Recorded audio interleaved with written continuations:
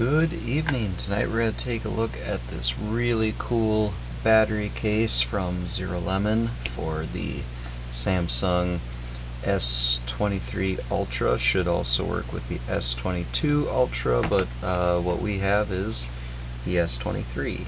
So you have the actual battery portion here, some button and LEDs that will shine through, and an outer rubber protective case and a cage. So we'll take our S23 Ultra here and you just kind of line it up. There's a USB-C port here that you need to make contact with, just like that, and squeeze that down there, and then put the frame over it. It snaps into place very easily, holds the phone, has openings for the buttons and stuff, and then that whole package simply goes into this tough rubber outer layer. So bring that over all the corners there, fold the rubber all the way up over the edges, and do the other side. And then you have a fully protected phone with an enormous capacity battery. I think my battery's already pretty full right now. Let's go over to battery protect and enable fast charging and take off protect battery. Let's see, we have amper enabled. Maybe one moment here. Should have. So the case will not charge your phone until you ask it to. Right now we're running off the phone battery using around 180 to 200 milliamps to run the screen and such.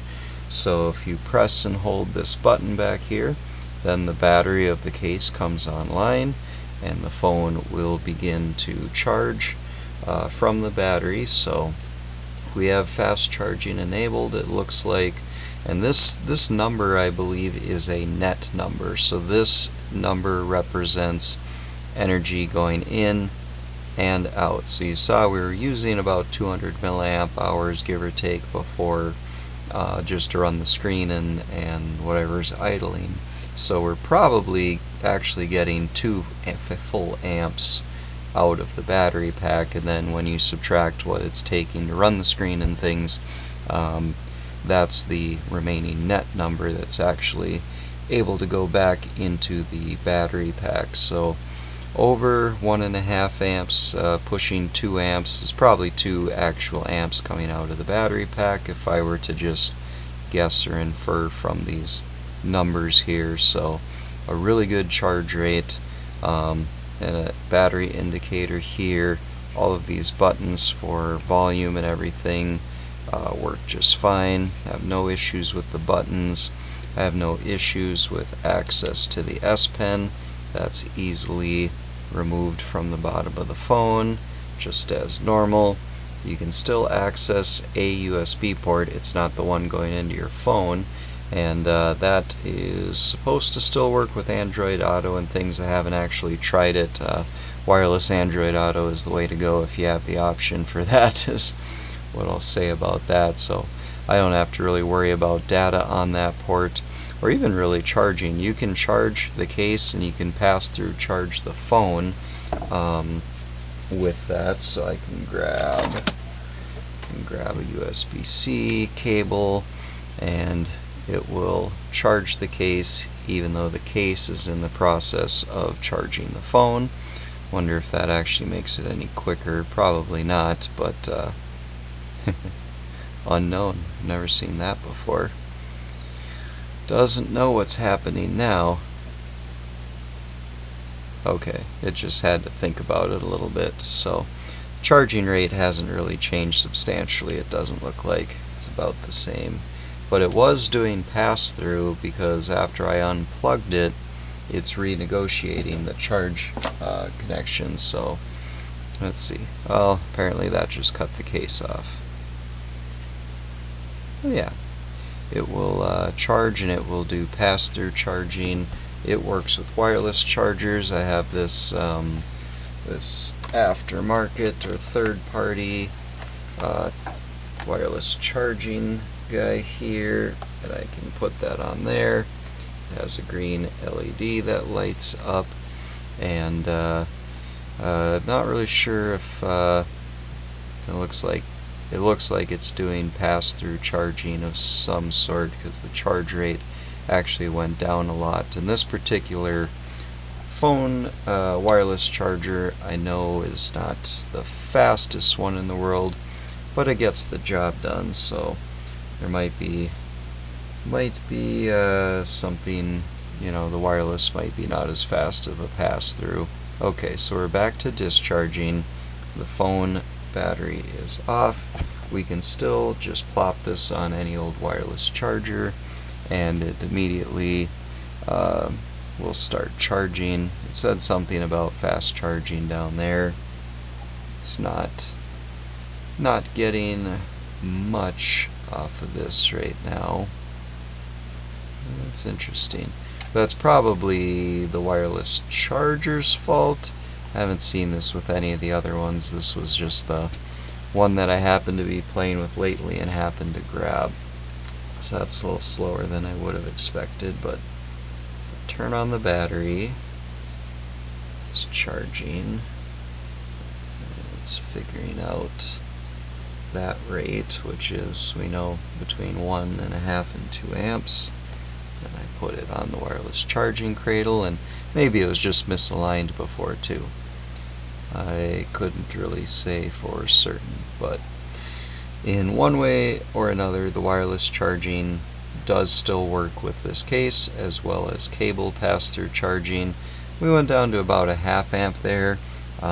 If it's charging both the phone and the case, I guess I can understand that, or it could be an alignment issue, or who knows. Slow charging is kind of the better thing for the batteries anyways, for longevity. So wireless charging works, pass-through works on both the wireless and the cable, at least to some extent. It's a nice indicator, lets you know how much battery you have, which is tons. Oh my gosh, I mean, you can't kill this battery. You can go for days and days and days. You can take all the photo, all the high-res video you want, and it should say Energizer. I know that's trademarked, but it just keeps going and going and going. So fabulous, fabulous battery case. I have carried it in my pocket, and it's not actually as bad as you might suspect. It's thick, it's real chunky, and it's a good bit heavier with this, but with a big pair of like cargo shorts, not any kind of, I don't really own skinny jeans per se, but work pants, cargo pants, stuff like that, you can actually drop this phone in and carry it around, and it's not too noticeable, even with the large profile case on it. So I really like it. I think it's really cool. Great for camping and off-grid adventuring in days when you're going to be, I don't know, if you're going to be trapped at the airport and entertaining yourself for hours on your phone, and you don't want to have to be pulling out a battery pack, running a cable from your phone and all of that. This case is awesome. This case is a really cool one to have. I don't use it every day. I also keep a slim case around for when I don't need the battery. The battery life of the S23 is already quite excellent, but there are definitely times when it is warranted to have this kind of battery storage. So when I want to switch back, it's pretty easy to do. Just have to start at one corner and get the rubber outer layer, start working that off. Once you get the second corner, you're pretty much home free. So let's just kind of slide off, take that out of there. These little clippy things come off. I kind of like to start over by the buttons there to take the frame off. So you want to make sure you slide up and off of the USB port and just slap it into another case if I want to have a thin case or something, and that one's good to go. So really easy to use, only takes a moment to swap this out. Unreal battery life. It just can't, no matter how heavily you think you use your phone, how much power you're drawing, this is certainly going to get you through. So great piece of hardware here for the S23 Ultra. I would highly recommend it.